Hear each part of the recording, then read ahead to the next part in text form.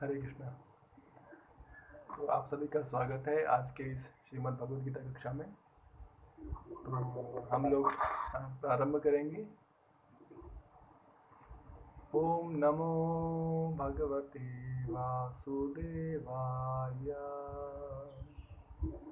ओम नमो भगवते वासुदेवाय। ओम नमो भगवते वासुदेवाय। ॐ अज्ञानतिमिरान्धस्य ज्ञानाञ्जनशलाकया चक्षुरुन्मीलितं येन तस्मै श्रीगुरवे नमः। श्रीचैतन्यमनोभीष्टं स्थापितं येन भूतले स्वयं रूपः कदा मह्यं ददाति स्वपदान्तिकम्। वन्देऽहं श्रीगुरोः श्रीयुतापदकमलं श्रीगुरून् वैष्णवांश्च। श्रीरूपं साग्रजातां सहगणरघुनाथान्वितं तं सजीवं साद्वैतं सावधूतं परिजनसहितं कृष्णचैतन्यदेवं श्रीराधा कृष्णपादान् सहगणललिता श्रीविशाखान्वितांश्च। हे कृष्णा करुणा सिंधु दीनबंधो जगत्पते गोपेश गोपिका कांत श्री राधा कांत नमोस्तुते। तप्त कांचन गौरांगी श्री राधे वृंदावनेश्वरी वृषभानुसुते देवी प्रणमामि हरिप्रिये। वाञ्छाकल्पतरुभ्यश्च कृपा सिन्धुभ्य एव च पतितानां पावनेभ्यो वैष्णवेभ्यो नमो नमः। जय श्री कृष्ण चैतन्य प्रभु नित्यानंद श्री अद्वैत गदाधर श्रीवासादि गौर भक्तवृंद। हरे कृष्णा कृष्ण कृष्ण हरे हरे हरे राम राम राम हरे हरे। नमः ओम विष्णुपादाय कृष्णपृष्ठाय भूतले श्रीमते भक्तिवेदांत स्वामिनिति नामिने। नमस्ते सारस्वते देवे गौरवाणी प्रचारिणे निर्विशेष शून्यवादी पाश्चात्य देशतारिणे।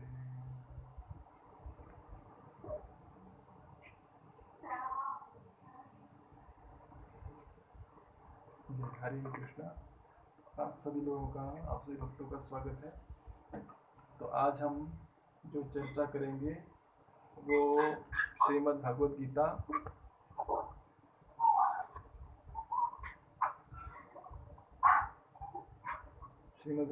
अध्याय 4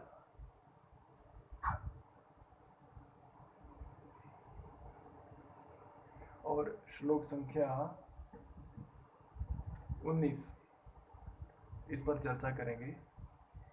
तो इससे पहले जो इससे पूर्व का जो श्लोक है, पिछला श्लोक है, उससे इस श्लोक का क्या कनेक्शन है तो वो समझते हैं, ताकि हमें जो श्लोक है वो समझ में आ जाए। तो यहाँ पर भगवान बता रहे हैं कि पिछले श्लोक में भगवान कृष्ण भावनामृत होने के विषय में बता रहे हैं कि किस प्रकार से कृष्ण भावनामृत हुआ जाए। उसके लिए क्या समझना है, हमें कर्म को समझना है।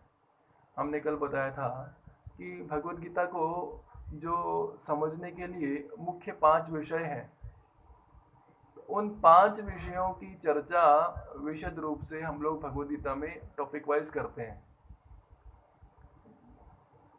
ताकि हमें जो ये 5 विषय हैं वो सही से समझ में आ जाए।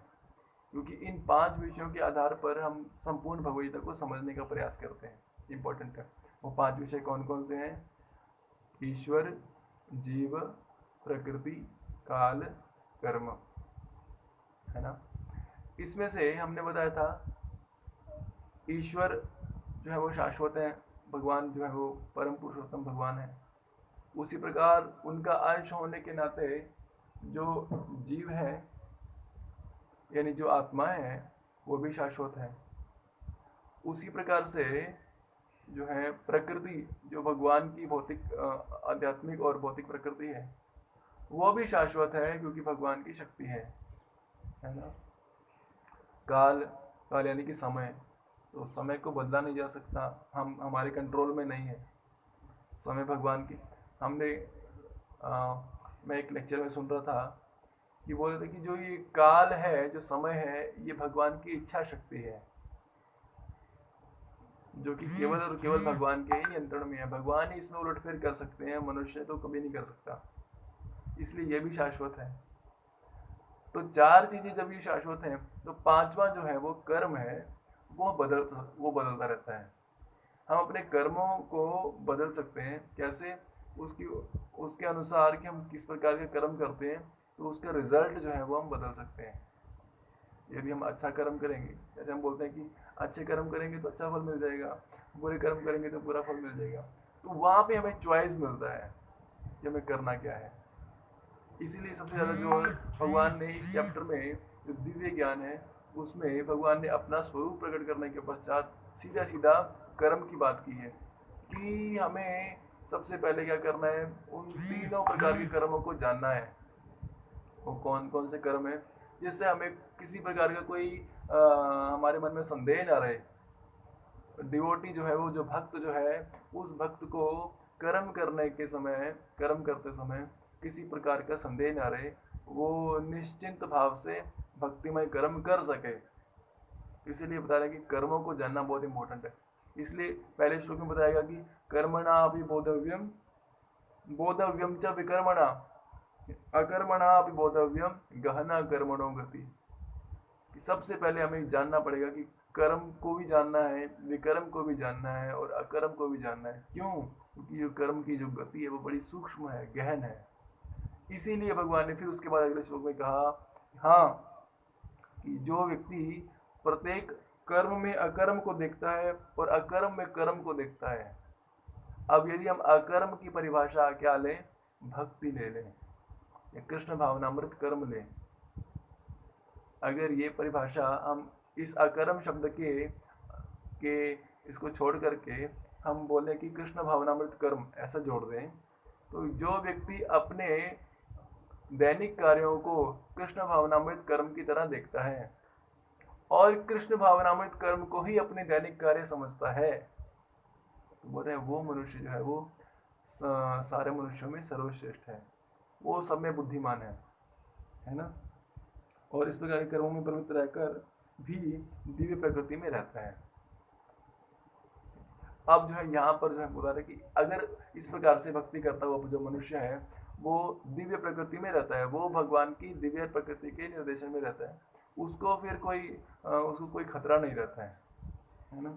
इसीलिए अब जो भगवान क्या समझाना चाह रहे हैं, भगवान चाह रहे हैं कि देखिए, भगवान बोल रहे हैं इसीलिए देखिए अब जो है वो अकर्म को, जो भक्तिमय कर्म है, उसको और अच्छे से समझा रहे हैं भगवान यहाँ पर कि वो जो भक्तिमय कर्म है वो किस प्रकार से किया जाता है। क्योंकि जब मान लीजिए अर्जुन जो है प्रश्न कर सकता है, अच्छा चलो ठीक है, आप बता रहे कर्म में अकर्म को देखना है, अकर्म में कर्म को देखना है, तो फिर अकर्म को करना कैसे है? ये जो भक्तिमय कर्म है उसको करें कैसे? तो तब जो है वो कौन, अर्जुन, भगवान कृष्ण जो है वो किस प्रकार से समझा रहे हैं हमें। हम बोल रहे हैं कि यस्य सर्वे समारंभा काम संकल्प वर्जिता ज्ञानाग्नि दग्ध कर्माणम तमाहु पंडितम बुधा। तो बता रहे हैं कि देखिए, जिस व्यक्ति का प्रत्येक प्रयास इंद्रिय तृप्ति की कामना से रहित होता है उसे पूर्ण ज्ञानी समझा जाता है। उसे ही साधु पुरुष ऐसा करता कहते हैं जिसने पूर्ण ज्ञान की अग्नि से कर्म फलों को भस्मसात कर दिया है। ठीक है, तो यहाँ पर ये समझना बहुत इंपॉर्टेंट है। क्या? कि बता रहे हैं कि जिस व्यक्ति का प्रत्येक प्रयास इंद्रिय तृप्ति की कामना से रहित होता है। यानी कि कोई व्यक्ति यदि प्रयास पूर्वक ही कर्म कर रहा है और वो जो कर्म करता हुआ जो है वो अपनी इंद्रिय तृप्ति के विषय में नहीं सोचता, ये इंद्रिय तृप्ति है क्या, पहले तो इसको समझना पड़ेगा। ताकि कोई व्यक्ति हम लोग कहें कि इंद्रिय तृप्ति नहीं करना है तो समझेंगे कि प्रभु जी इंद्रिय तृप्ति बोल दिए, इंद्रिय तृप्ति है क्या, है ना। तो इंद्रिय तृप्ति को समझे, इंद्रिय तृप्ति का मतलब स्वयं के सुख के लिए या स्वयं की इंद्रियों को संतुष्ट करने की इच्छा, उसे बोलते हैं इंद्रिय तृप्ति। जैसे कि मान लीजिए हम अच्छा अच्छा भोजन करना चाहते हैं, एकदम टेस्टी भोजन करना चाहते हैं, किसी को मिले चाहे ना मिले, हमें अच्छा मिल जाए, इंद्रिय तृप्ति की भावना। हम अच्छे से सोना चाहते हैं, एकदम वेल सेटल्ड, तो दूसरे चाहे जैसे मर्जी रहें पर हमें अच्छे से रहना है, ठीक है। तो ये इंद्रिय तृप्ति की भावना है। उसी प्रकार से इंद्रिय तृप्ति की भावना का मतलब भी है, इंद्रिय तृप्ति के मतलब भावना की मतलब हमारी इच्छाओं की पूर्ति हो जाए, हमारी जो इच्छा है वो पूरी हो जाए, हमारी जो वासनाएं हैं वो पूरी हो जाए, तो बता रहे वो इंद्रिय तृप्ति की इच्छा है। तो बता रहे इसीलिए बता रहे कि ये जो जिस व्यक्ति का प्रत्येक प्रयास अपने लिए नहीं है बल्कि किसके लिए है, भगवान के लिए है, भगवान की इंद्रियों की तृप्ति के लिए, अपनी इंद्रिय तृप्ति के लिए नहीं है, भगवान की इंद्रियों की तृप्ति के लिए है, यानी भगवान को प्रसन्न करने के लिए है। कृष्णदास कविराज गोस्वामी चैतन्य चरितामृत में बहुत सुंदर लिखते हैं, वो बताते हैं कि आत्म इंद्रिय प्रीति वांछा तार नाम काम, कृष्ण इंद्रिय प्रीति वांछा धरे प्रेम नाम। वो बोल रहे कि अपनी इंद्रियों की तुष्टि करना, अपनी इंद्रियों को सुख पहुंचाने की इच्छा, हम सुखी हो जाएं, अपने लिए कुछ करने के लिए प्रयास करना, इसी को संसार में या इसी को काम कहते हैं, इसी को वासना, इसी को काम, ये इच्छा, ये सब इसी को कहते हैं, जो कि अपने लिए किया जा रहा है। हम अपने आप को संतुष्ट करने के लिए बहुत कुछ करते हैं, तो अपने लिए जो कुछ भी हम अपने प्रसन्नता के लिए करते हैं, मतलब ऐसा ऑफ कोर्स हम अपनी प्रसन्नता के लिए बहुत कुछ करते हैं। कभी कभी प्रश्न उठता है कि अगर हम ही खुश नहीं, जैसे बोलते हैं कि हमारा मन ही खुश नहीं रहेगा, या हम लोग तो खुश रहना, हमें खुश रहना चाहिए, खुश रहेंगे तभी तो हम दूसरों को खुश रख पाएंगे, है ना। तो यहाँ बता रहे हैं कि इसीलिए अपने लिए अपने आप जो है खुश रहना, उसमें उसका मतलब कि ये यहाँ पे यह है कि वास्तव में कभी कभी दूसरों को देखना नहीं, दूसरों की कोई भी चिंता नहीं करना, दूसरों को कोई उनकी बात, उनकी कोई वैल्यू नहीं करना है, ठीक है। दूसरे चाहे कितने ही दुख में रहें, कोई प्रॉब्लम नहीं, लेकिन हम खुशी होनी चाहिए। दूसरे चाहे भूखे रह जाएं पर मेरा पेट भरना चाहिए, ठीक है। तो बता रहे हैं कि वो जो है इंद्रिय तृप्ति की इच्छा है, ठीक है। इसलिए बता रहे हैं कि आत्म इंद्रिय प्रीति वांछा, ठीक है, सबसे पहले मैं जी लूं बस, ठीक है। आत्म इंद्रिय प्रीति वांछा तार नाम काम, उसका नाम काम है, वो जो है वो कामना है। लेकिन काम और प्रेम में या काम और भक्ति में एक छोटा सा अंतर है, सिर्फ डाइवर्जन का अंतर है।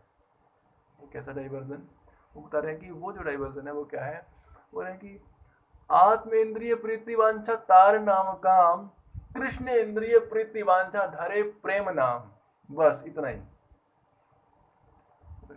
कृष्ण की इंद्रियों की तृप्ति, कृष्ण को प्रसन्न करने की इच्छा ही प्रेम है।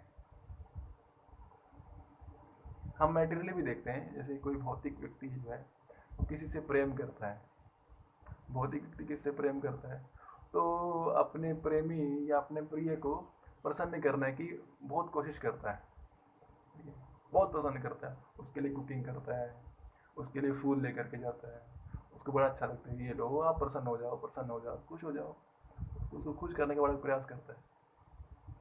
ऐसे ही ठीक है, यहाँ पर जो है कृष्ण इंद्रिय, जब कोई व्यक्ति, क्योंकि वो तो भौतिक है, तो हम लोग ये समझें, सोचे कि भौतिक प्रेम जो है वो ऑफकोर्स वासना है, वो ऑफकोर्स काम है। क्यों?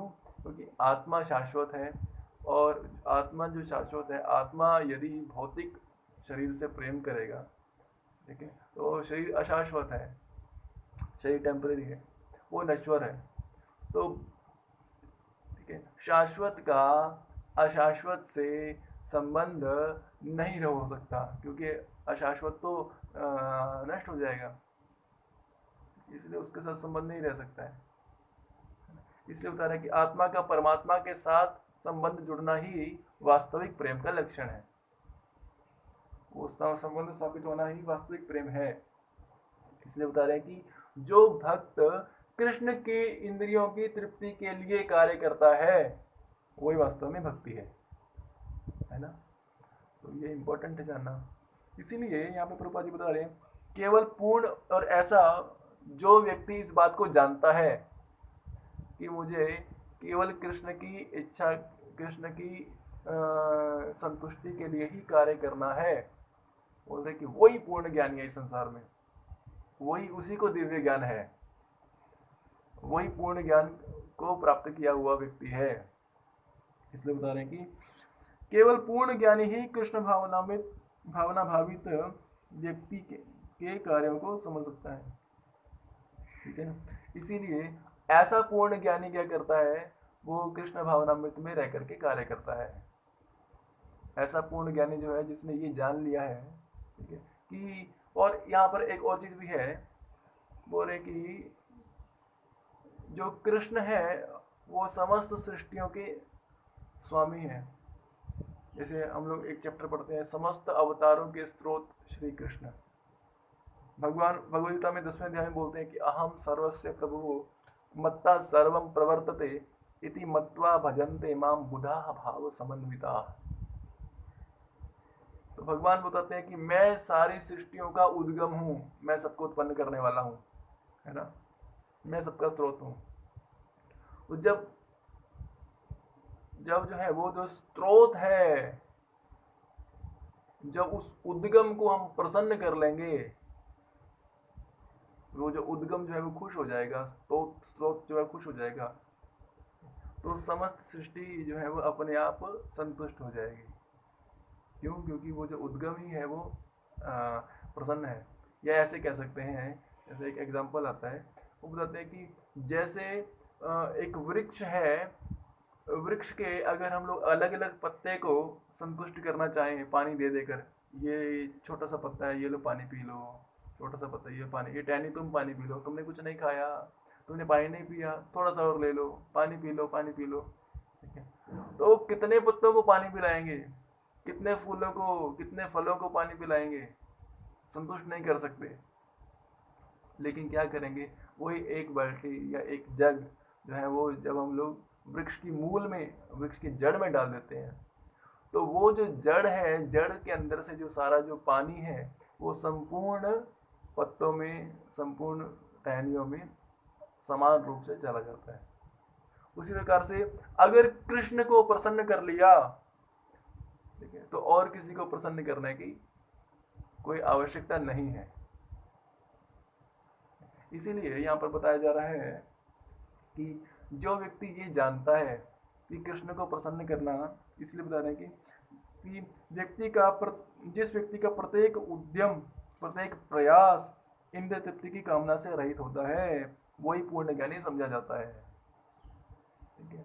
उसी को पूर्ण ज्ञानी समझना चाहिए, क्योंकि अब उसको समझ में आ गया कि एक्चुअल सोर्स क्या है। इसीलिए बता रहे हैं कि प्रभुपाद जी तात्पर्य बोल रहे हैं कि केवल पूर्ण ज्ञानी ही कृष्ण भावना भावित व्यक्ति के कार्यकलापों को समझ सकता है। मान लीजिए कोई भक्त है, इस प्रकार से कार्य कर रहा है, वो कृष्ण की प्रसन्नता के लिए कार्य कर रहा है। और भौतिकवादी व्यक्ति उसको देखता है, पता नहीं क्या कर रहा है, क्या करते रहते हैं ये लोग।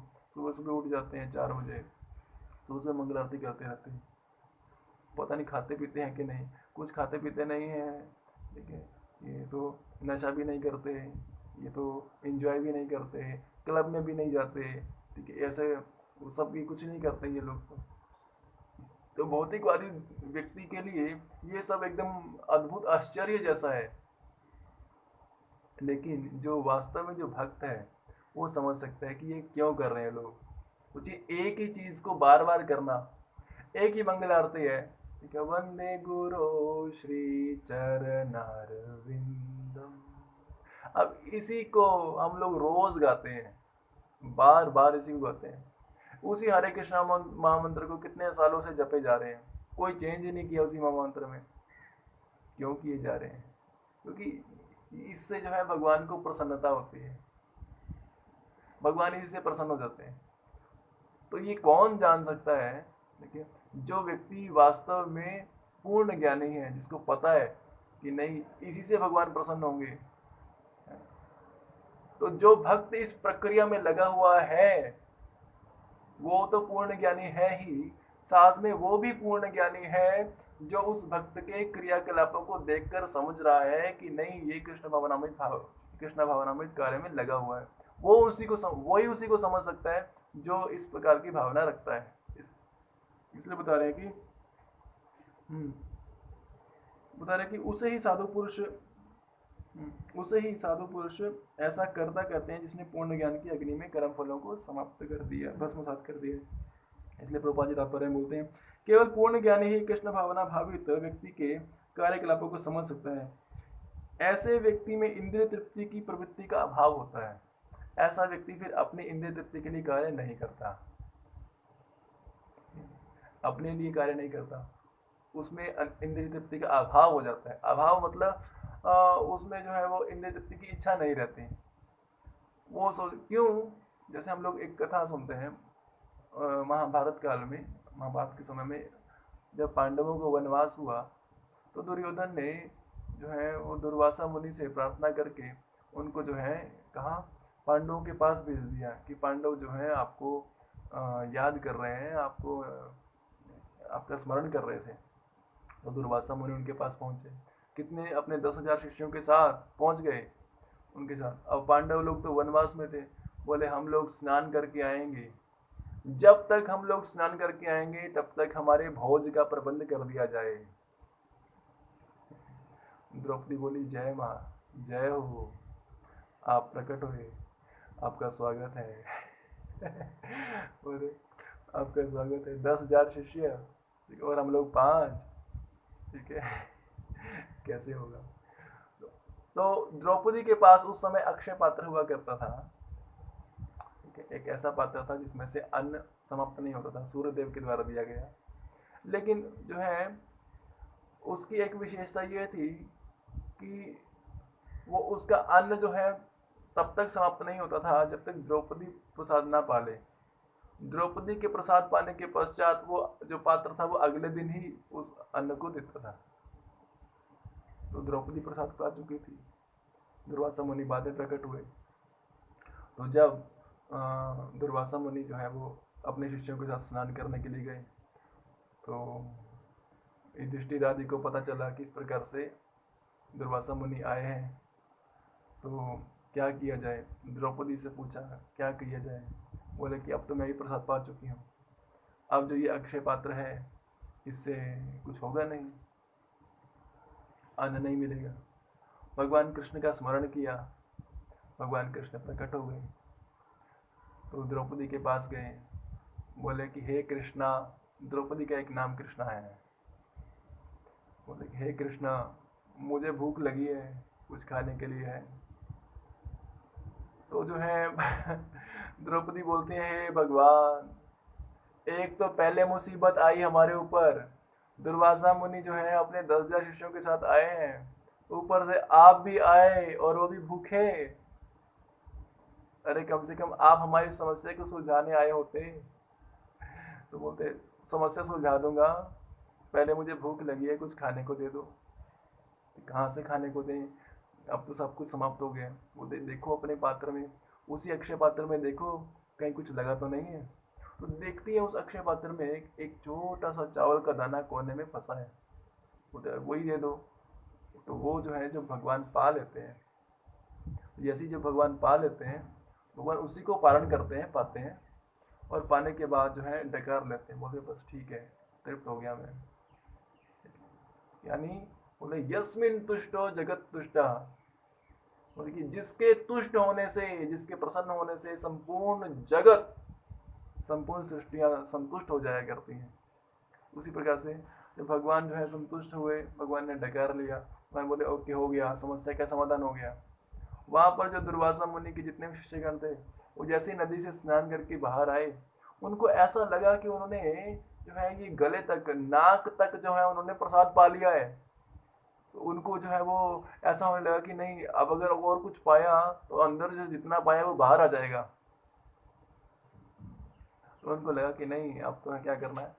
बोल तो उन्होंने कहा एक काम, युधिष्ठिर महाराज ने कहा कि जाइए भीमसेन को भेज दीजिए, जा करके उन लोगों को बुला लाए, प्रबंध हो गया है। तो वो जो है गए बुलाने के लिए। तो दुर्वासा मुनि ने देखा, उनको लगा कि हम सब लोग जो इतना पा लिए हैं, अब कुछ खाने की इच्छा नहीं है, और वहाँ पांडवों ने भी कुछ ना कुछ तो बनाया ही होगा। अच्छा, तो बोले अब नहीं पा सकते। तो बोलते अगर नहीं पा सकते तो भागना होगा यहाँ से, यहाँ पे नहीं रह सकते, है ना। तो वो जो भीम को आता हुआ देखते हैं, तो उसको देख करके ऐसे भाग जाते हैं वहां से, ठीक है, तो सब लोग भाग जाते हैं। तो यहाँ पर वही बता रहे हैं कि जो भक्त, जो व्यक्ति, जो भी व्यक्ति इस बात को जानता है कि यदि कृष्ण को प्रसन्न करेंगे तो जो है तो और किसी को प्रसन्न करने की आवश्यकता नहीं रह जाएगी। तो बता रहे इसीलिए बता रहे कि वो जो है उस व्यक्ति को पूर्ण ज्ञान है, वो व्यक्ति वास्तव में यथार्थ रूप से सब जानता है। इसीलिए बता रहे हैं कि अगर कोई व्यक्ति इस प्रकार से कृष्ण भावनामृत कार्यों में लगा हुआ है, उसके कार्यकलाप पूर्ण कृष्ण भावना भावित हैं। तो बोलता है कि इसीलिए ये जो कार्यकलाप है, ये कौन जान सकता है, बोलते हैं कि वो जो वास्तव में कृष्ण भावनामृत जो है, कृष्ण चेतना से आच्छादित है, सॉरी कृष्ण चेतना भावित है, कृष्ण भावना भावित है ना। इसलिए केवल पूर्ण ज्ञानी ही कृष्ण भावना भावित व्यक्ति के कार्यकलापों को समझ सकता है। इसीलिए उसमें इंद्रिय तृप्ति की भावना नहीं आ सकती। जो व्यक्ति कृष्ण को तृप्त कर सकता है, वो तो स्वयं अपने आप तृप्त हो जाएगा, उसको स्वयं अपने आप में संतुष्टि का अनुभव होगा, उसमें स्वयं अपने आप को भी संतुष्ट करने की कोई ज्यादा इच्छा नहीं रहेगी, क्योंकि पहले से संतुष्ट रहेगा, उसको इतना आनंद आ जाएगा। जैसे कृष्ण जो है वो सच्चित आनंद है, वो जो है वो आनंद के आगार हैं, उनमें इतना आनंद है, उनको जब संतुष्ट कर देंगे तो व्यक्ति स्वयं आनंदित हो जाएगा, सुखी हो जाएगा, खुश हो जाएगा। तो उसको अलग से कुछ आनंद प्राप्त करने की ज्यादा आवश्यकता नहीं रहेगी। इसीलिए बताते हैं कि इससे यह समझा जाता है कि भगवान के नित्य दास के रूप में उसे अपने स्वाभाविक स्वरूप का पूर्ण ज्ञान है। इसे तो प्रभुपाद जी बता रहे हैं इसके तात्पर्य में, बहुत से बता रहे हैं, बोले कि इससे ये समझना चाहिए कि वो व्यक्ति जानता है क्या, जीवेर स्वरूप है कृष्णेर नित्य दास। जीव का जो स्वरूप है वो क्या है, कृष्ण का नित्य दास होना। तो ये जो व्यक्ति जानता है वही कर सकता है। इसीलिए उसको ऐसा समझा जाना चाहिए कि उसको अपने स्वरूप का, कम से कम उसको ये तो पता है कि कृष्ण का नित्य दास हूँ मैं। हम जो हमारा एकमात्र जो लक्ष्य है, जो कर्तव्य है, जो स्वरूप है, जो स्वभाव है, जो प्रकृति है, वो क्या है, केवल और केवल कृष्ण की सेवा करना। केवल अपने, जैसे एक नौकर है वो अपने स्वामी की सेवा करना जानता है, उसको पता है कि मेरा काम क्या है, वो मेरा मालिक है, मैं उसका नौकर हूँ, तो मुझे सेवा करना है। उसी प्रकार जो है जीवात्मा को जब ये पता चलता है कि मैं कृष्ण का दास हूँ, कृष्ण मेरे स्वामी हैं, मैं कृष्ण का दास हूँ, कि तब जो है वो व्यक्ति जो है कृष्ण भावनामृत में रह करके कार्य कर सकता है। इसीलिए बता रहे कि इसलिए ऐसा समझा जाता है, जो व्यक्ति ऐसे कार्य कर रहा है उसके लिए ऐसा समझा जा सकता है कि उसको ये पता है कि वो इस बात को जानता है कि मैं कृष्ण का नित्य दास हूँ, जिसके द्वारा उसने अपने कर्म फलों को भस्म कर दिया। अब जो है वो अकर्म की स्टेज पर है। अर्जुन जो पूछना चाह रहा है कि अकर्म क्या है, उसको एक्सप्लेन कीजिए। बता रहे कि अब जो ऐसा व्यक्ति है जिसने इसको जान लिया कि मैं कृष्ण का दास हूँ, अब अकर्म की स्टेज पर है। वो अब अकर्म कर रहा है, क्यों? क्योंकि उसके कर्म फल जो है वो भस्म हो गए हैं। उसने जो अपने कर्म फलों को भस्म कर दिया है। कैसे भस्म कर दिया है? क्यों? क्योंकि अब ना तो ऐसे कार्यों के उसको शुभ फल मिलेंगे, ना ही ऐसे कार्यों के अशुभ फल मिलेंगे। कृष्ण की प्रसन्नता के लिए किए गए कर्म से उसको केवल कृष्ण ही मिलेंगे, और कुछ नहीं मिलने वाला। ठीक है, तो इसीलिए तो बता रहे कि इसलिए बता रहे हैं कि इसलिए उसने इस प्रकार भक्ति में कार्यों के द्वारा अपने समस्त कर्म फलों को भस्म कर दिया है। कैसे? भगवान इसी अध्याय में 34 श्लोक में बताएंगे। बता रहे कि बता रहे कि बोला कि हाँ, या मैं बताता हूँ।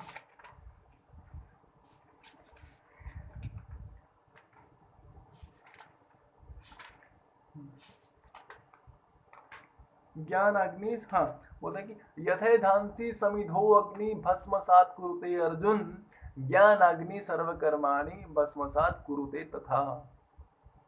बोलते कि जिस प्रकार एक लकड़ियों के फूस में लगी हुई आग उस संपूर्ण लकड़ियों को जला करके नष्ट कर देती है, इस प्रकार एक लकड़ियों के ढेर पर या एक फूस के ढेर पर आग लग जाए तो वो संपूर्ण उस ढेर को, लकड़ियों के ढेर को या फूस के ढेर को जला करके नष्ट कर देती है। उसी प्रकार जो ज्ञान अग्नि है वो सारे के सारे कर्म फलों को जला करके नष्ट कर देती है। और ये ज्ञान अग्नि है क्या? ये ज्ञान क्या है? इतना समझ लेना, इतना रियलाइज कर लेना, क्या? कि जीवेर स्वरूप है कृष्ण नित्यदास। अपने स्वरूप को ये समझ लेना। अगर बाई चांस इसका रियलाइजेशन नहीं हो रहा है तो कम से कम ये मान करके चलना, एक ना एक दिन रियलाइजेशन भी हो जाएगा। ठीक है, तो इसलिए बता रहे हैं कि ये समझना बड़ा इंपॉर्टेंट है।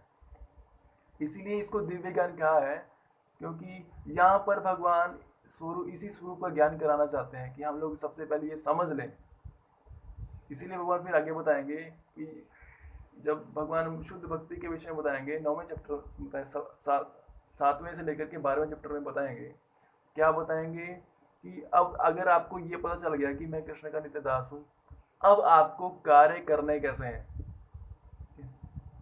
इसीलिए 9वें चैप्टर में कंक्लूजन के रूप में बताते हैं, मन मना भव मद भक्तो, जैसा मैं कहता हूँ वैसा करो। क्यों? क्योंकि तुम्हें ये पता तो है कि मैं तुम्हारा स्वामी हूँ,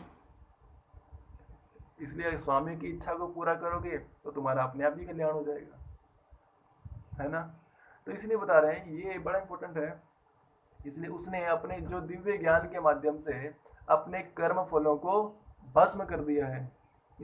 जिसने ऐसा पूर्ण ज्ञान प्राप्त कर लिया है वह सचमुच विद्वान है, वो सचमुच ज्ञानी है। जो ये जानता है, इस प्रकार के ज्ञान को जानता है, वही सचमुच ज्ञानी है। उसने अगर इतना सा जान लिया है, जैसे प्रभुपाद जी, मैंने एक बार लेक्चर में बताया था, शायद पीछे ही बताया होगा, ठीक है, कि प्रभुपाद जी के पास अमेरिका में एक व्यक्ति आया, बोला, Prabhupada I want to be your disciple. देखा, okay that's fine, you come tomorrow, I will ask you 2 questions, you will give the right answer and take initiation from me. बोले कि आप कल आना, मैं कल आपसे 2 प्रश्न पूछूंगा, यदि आपने उन 2 प्रश्नों का सही उत्तर दिया तो मैं आपको दीक्षा देकर अपना शिष्य बना लूँगा। ठीक है। वो अगले दिन आया व्यक्ति प्रभुपाद जी के पास। प्रभुपाद जी ने पूछा, बोले मैं पूछूं क्वेश्चन? यस प्रभुपाद। पूछा, बोले हु इज गॉड? भगवान कौन है? उसने बताया Krishna is the supreme personality of God है। भगवान कृष्ण ही पूर्ण पुरुषोत्तम भगवान है। प्रभुपाद बोले ओके फाइन। बोले हु आर यू? आप कौन हो? I am the eternal servant of Krishna. मैं जो है भगवान का नित्य दास हूँ। बोले okay that's fine, take initiation. इतना ही जान लेना पर्याप्त है। एक भक्त के लिए केवल इतना ही पर्याप्त है जान लेना कि भगवान पूर्ण पुरुषोत्तम है और भगवान की सेवा करना, उनका उनकी प्रसन्नता के लिए कार्य करना हमारा कार्य है। मैं उनका दास हूँ, ये जान लेना पर्याप्त है। इतना ही ज्ञान पर्याप्त है। इसलिए बता रहे कि प्रभुपाद जी यहाँ बता रहे हैं, इसलिए जो व्यक्ति इस बात को भी जानता है वो पूर्ण ज्ञानी है, उसे पूर्ण ज्ञान है, उसको पता है। हाँ, क्योंकि ये क्लियर है, ये एकदम क्रिस्टल क्लियर ज्ञान है। कई कई मायावादी लोग होते हैं, उन लोगों को पता ही नहीं होता गॉड कौन है, भगवान कौन है। भगवान की परिभाषा नहीं जानते, भगवान के बारे में बड़े बड़े प्रवचन करते हैं। हमें परमात्मा का ध्यान करना चाहिए, हमें परमात्मा में अपने मन को लगाना चाहिए। ये परमात्मा ये है, परमात्मा वो है। तो कोई व्यक्ति पूछे उस परमात्मा का क्या नाम है? अरे परमात्मा का क्या नाम, परमात्मा तो सारे नामों से परे हैं, उनके अनंत नाम है, कोई एक नाम तो बता दीजिए। इसीलिए ऐसे एक सम्मेलन में प्रभुपाद जी ने ऐसा पूछा, बहुत सारे सन्यासी से धार्मिक सम्मेलन था, उसमें प्रभुपाद जी बहुत बड़े बड़े प्रवचन दे रहे थे। तो प्रभुपाद जी ने एक बार पूछा कि अच्छा मैं आपसे छोटी सी बात पूछता हूँ, बोले हु इज गॉड, भगवान कौन है बताओ। तो वो जो जितने भी धार्मिक जो धर्म प्रवक्ता, जो धर्म प्रणेता, जो नेतागण थे या धर्म के धर्माध्वजी जो लोग थे, वो बोलने लगे अरे इसके लिए इसके विषय, ये तो बड़ा गहन विषय है, इसके विषय में बताना कोई साधारण बात थोड़ा ही है। भगवान कौन है? भगवान अनंत है, भगवान अनादि है, भगवान ये है, भगवान वो है। अरे प्रभुपाद जी पूछ रहे okay that is fine, I asking, मैं पूछ रहा हूँ भगवान कौन है। तो बोलते ये छोटी सी बात तो एक 4-5 साल की, एक छोटा सा, हम जो हमारे इस्कॉन में 4-5 साल का छोटे छोटे बच्चे भी बता देंगे कि भगवान कौन है। तो वो एक छोटी सी कन्या को, सावित्री को बुलाते हैं, बोलते ये देखो ये छोटी सी कन्या है, कितने साल की? 3-4 साल की है। उससे पूछते हैं हु इज गॉड, तो वो बताती है Krishna is the supreme personality of God. बोले ये देखो इसको पता है कि भगवान कौन है, ये है, ये जानती है। छोटा सा बच्चा भी इस्कॉन में ये जानता है कि कौन है भगवान, कृष्ण भगवान है। बोलते हैं इसीलिए जिस व्यक्ति को ये पता है कि भगवान कौन है, जिस व्यक्ति को ये पता है कि हम कौन है, वो वास्तव में पूर्ण ज्ञान है, क्लियर क्रिस्टल ज्ञान। ठीक है, एकदम क्लैरिटी से पता है कि भगवान जो है पूर्ण पुरुषोत्तम भगवान है, कृष्ण है, और हम जो है उनके नित्य दास हैं। ये जानना बड़ा इंपॉर्टेंट है। इसीलिए बता रहे हैं कि अब बता रहे हैं यहाँ पर, अब प्रभुपाद जी एक एनालॉजी दे रहे हैं जो कि हम लोग बता चुके हैं। फिर भी प्रभुपाद जी बता रहे हैं कि भगवान के नित्य दासता के इस ज्ञान के विकास की तुलना अग्नि से की गई है। ऐसी अग्नि एक बार प्रज्वलित हो जाने पर कर्म के सारे फलों को भस्म कर देती है। जैसे ये जो ज्ञान रूपी अग्नि है, यदि ऐसी दिव्य ज्ञान रूपी अग्नि हमारे जीवन में जल जाए तो हमारे जितने भी जीवन में सारे जो कर्म है, जो हमारा भौतिक जीवन है सारा, उसको क्या नष्ट भ्रष्ट कर देती है, उसको तबाह कर देती है, उसे कर्म फलों को नष्ट कर देती है। जैसे कोई व्यक्ति यदि कोई भक्त यदि आपको कैसे, आप लोग भक्त की सेवा करें, बहुत अच्छे से सेवा करें, प्रभु जी आप आए, ठीक है, आपने बहुत बड़ी कृपा की, आप ये हैं, आप वो हैं, आप आशीर्वाद दीजिए। तो कोई भक्त आपको बोल दे आपके भौतिक जीवन का सत्यानाश हो जाए ठीक है तो उस भक्त को उस भक्त का क्या हाल करेंगे लोग? बोले ये कैसा आशीर्वाद दे रहे हैं हमें, ठीक है। तो एक्चुअली वास्तव में यही है कि तो जो कृष्ण को जानता है उसके भौतिक जीवन में जो है इस प्रकार से तबाही मच जाती है, उसका भौतिक जीवन फिर भौतिक नहीं रहता। ठीक है, उसके भौतिक जीवन की जो कर्म फल है, वो जो आग है कृष्ण भावनामृत की जो आग है, वो जो उस भक्त के सारे भौतिक जीवन को जला करके नष्ट कर देती है। ठीक है, तो यही है, इसीलिए यहाँ बता रहे हैं कि हमें जो है ये जानना इम्पोर्टेंट है, इसलिए अकर्म को जानना। ठीक है, इसलिए सबसे पहले जो पिछला श्लोक था, कर्मणा अपि बोधव्यम बोधव्यम च अकर्मणा। ठीक है, विकर्मणा अपि बोधव्यम गहना कर्मणो गति। वो है कि इसीलिए ये कर्म अकर्म और विकर्म के साथ साथ इन तीनों के बारे में हमें पता होना चाहिए, और खास करके हमें ये पता होना चाहिए कि ये जो अकर्म जो है इसको करना कैसे है ना। तो कृष्ण भावनामृत कर्म को करने के लिए प्रभुपाद जी ने बहुत सरल विधि बताई है, हम सब जानते हैं उसको, फिर भी बार बार सुनने से हमें हमारा रिवीजन होता है। बताया कि क्या करना है, वो है कि नियम पूर्वक 16 माला का जप करना है।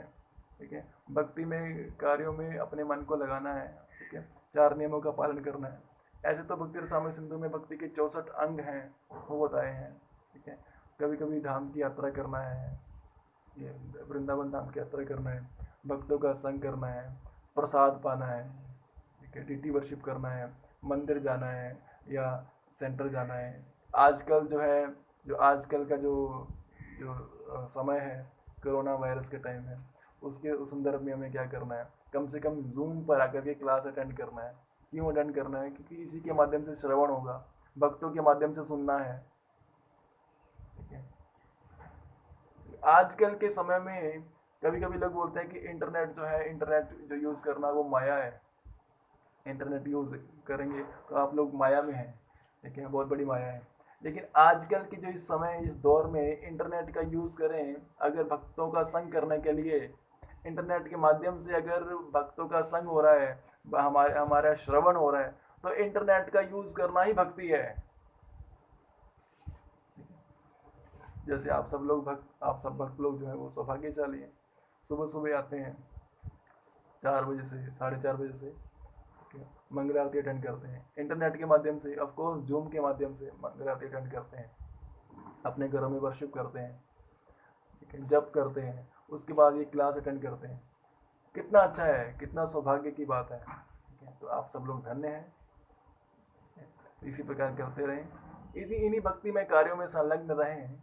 तो एक दिन जो है प्रभुपाद जी बोलते हैं, प्रभुपाद जी स्पष्ट रूप से बोलते हैं कि कोई व्यक्ति अगर जीवन भर 16 माला का जप अटेंटिवली करता है और 4 नियमों का पालन कठोरता से करता है, वो अपने इसी जीवन में कृष्णा से फेस टू फेस बात कर सकता है, ऐसे सामने बैठ करके बात कर सकता है। तो इसीलिए प्रयास करते रहें, प्रयास पूर्वक अपना प्रयास जारी रखें, इसी प्रकार उत्साह बनाए रखें, अपना निश्चय अटल रखें और धैर्य बनाए रखें। तो भक्ति में कार्यों में संलग्न रहें। ठीक है, तो हम लोग यहीं विराम करेंगे। इसी श्लोक में इतना ही था, इसके बाद आगे का श्लोक जो है हम कल चर्चा करेंगे। हरे कृष्णा, भगवद गीता की जय, श्रीमद् भगवद गीता की जय, जगत गुरु श्री प्रभुपाद की जय, समस्त उपस्थित गौर भक्तवृंद की जय, हरे नाम संकीर्तन की जय। जय हरे कृष्णा। कोई किसी का प्रश्न है तो पूछ सकते हैं। हरे कृष्णा प्रभु जी, दंडवत प्रणाम। हरे कृष्णा, दंडवत प्रणाम प्रभु। यस प्रभु जी।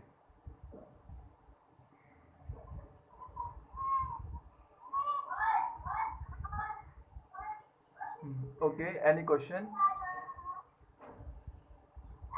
हरे कृष्णा प्रभु जी, दंडवत प्रणाम। हरे कृष्णा, दंडवत प्रणाम।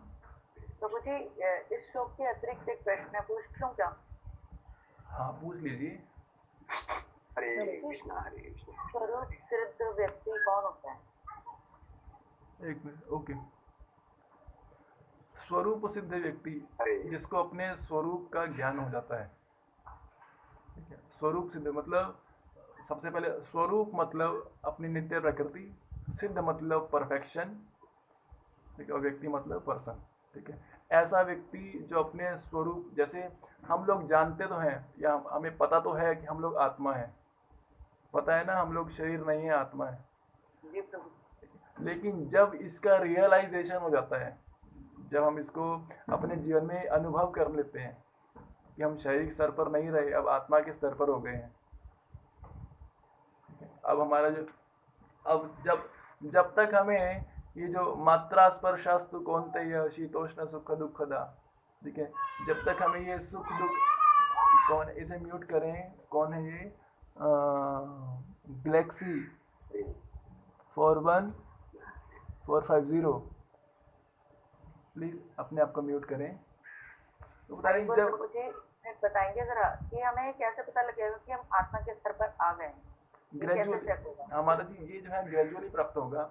ये जो भक्ति में जैसे ही हमारा भक्ति का स्टेज बढ़ेगा, जैसे हमारा हम लोग जो भक्ति के स्टेज में उच्च स्तर पर जाएंगे, ठीक है, अभी तो हम लोग साधना भक्ति के स्टेज पर हैं, जैसे ही जो हम लोग निष्ठा आसक्ति भाव प्रेम इत्यादि के स्तर पर जाएंगे, ठीक है, तो जब हमारा इस प्रकार से जो भाव है कृष्ण के प्रति गाढ़ा अनुराग हो जाएगा, प्रेम हो जाएगा, ठीक है, तो हमें, जैसे आप देखते हैं कि वृंदावन में जब हम लोग गोपियों की बात करते हैं, तो वृंदावन की गोपियां जो हैं वो, या ऐसे जो और महान संत हैं, बता रहे कि वो जो है कृष्ण के प्रति इतना अनुराग रखते हैं। जैसे भगवान ने रास लीला में आधी रात को बांसुरी बजाया, तो वो जो है अपने सुख दुख की चिंता किए बिना कृष्ण को प्राप्त करने के लिए, कृष्ण से मिलने के लिए सब चले गए। उनको अपनी देह का आभास ही नहीं रहा, उनको अपने दैहिक धर्म का आभास ही नहीं रहा, तो वो आत्मा के स्तर पर है। हरिबोल प्रभु जी, तो हम इस लेवल को कभी अचीव कर सकते हैं? हम प्रयास तो कर सकते हैं, ऑफ कोर्स ऐसा लेवल तो होता ही है, ये तो कम से कम ये तो मानते हैं ना कि ये लेवल होता है। हाँ मानते हैं। क्या आप किसी ऐसे व्यक्ति से मिले जो इस लेवल पर हो? ऑफ कोर्स मिल सकते हैं, ठीक है, हमारे जो इस इवन इस्कॉन में ही जो हमारे प्रभुपाद जी के जो समर्पित शिष्य लोग हैं, वो देखिए ना, उनको कितनी कितनी भयान, वो आज आज भी जो है वो लगभग क्या 1.5 घंटा सोते हैं, पूरे 24 घंटे में। हम लोग तो 6-6 7-7 घंटे सो लेते हैं, वो लोग तो 1.5 घंटा सोते हैं, 1.5 घंटा सोते हैं, इतनी इतनी दवाइयाँ खाते हैं, इतनी इतनी दवाइयाँ खाने के पश्चात भी, इतना हेल्थ खराब होने के बावजूद भी वो पूरे वर्ल्ड में ट्रैवल करते रहते हैं, ट्रैवल करते हैं और घूम घूम कर प्रचार करते हैं। वो कौन से लेवल पर हैं? आप उनको समझें कि वो बॉडी लेवल पर हैं, वो वर्ल्ड लेवल पर है ही नहीं। उनको शरीर, उन डॉक्टर्स बोलते हैं कि आपको इतनी बीमारियां हैं, आप जी कैसे रहे हो? तो बोलते हैं कि ये तो कृष्ण की इच्छा है। वो लोग कृष्ण प्रचार करने के लिए जी रहे हैं, भगवान की भक्ति देने के लिए जी रहे हैं। बोलते हैं कि प्रभुपाद ने कहा है जब तक प्रभुपाद जी की इच्छा पूरी नहीं होगी हम लोग इसी प्रकार जीना चाहते हैं, ठीक है। तो बताइए, वो लोग बॉडी लेवल पर नहीं, उन लोगों से मिल सकते हैं, कभी समय हो, संभव हुआ, ठीक है, तो आप लोग यहाँ आइए, हमारे आसपास आइए, ठीक है, तो हम आपको मिलवा देंगे अगर संभव हुआ तो। आपको मिलने के बाद ही आपको अनुभव हो जाएगा ये कैसे, ऐसे लोग भी होते हैं इस संसार में, है ना। जी प्रभु जी, धन्यवाद प्रभु जी। यस यस, हरे कृष्णा। हरे कृष्णा प्रभु जी, दंडवत प्रणाम। हरे कृष्णा प्रभु। यस प्रभु जी। प्रभु जी, प्रश्न नहीं था, बस बताना था, आप बहुत अच्छा समझाते हैं, एग्जाम्पल दे देके हम जैसे बहुत मूर्ख लोगों को एग्जाम्पल दे देके समझाते हैं, थोड़ा अकल में बैठ जाता है, नहीं तो इसलिए आप थोड़ा अच्छा समझाते हैं, इसलिए बस इतना ही बोलना था। बहुत अच्छा लगता है आपसे सुन के प्रवचन देने। थैंक यू वेरी मच प्रभु जी, थैंक यू। इतना समय निकालते हैं आप, इतना मतलब एनर्जी अपनी लगाते हैं हम जैसे लोगों को, मूर्ख लोगों को समझाने के लिए, इसके लिए बहुत बहुत धन्यवाद आपका। थैंक यू प्रभु जी, जगत, थैंक यू, श्रील प्रभुपाद की जय। ओके, और कोई प्रश्न है? Okay, thank you very much. तो हम लोग यहीं पे विराम करेंगे आज। तो जगत गुरु श्रील प्रभुपाद की जय, हरि नाम संकीर्तन की जय, श्रीमद् भगवद गीता की जय। Thank you very much all of you. Hare Krishna. Hare Krishna Hare Krishna प्रभु जी। हरे कृष्णा।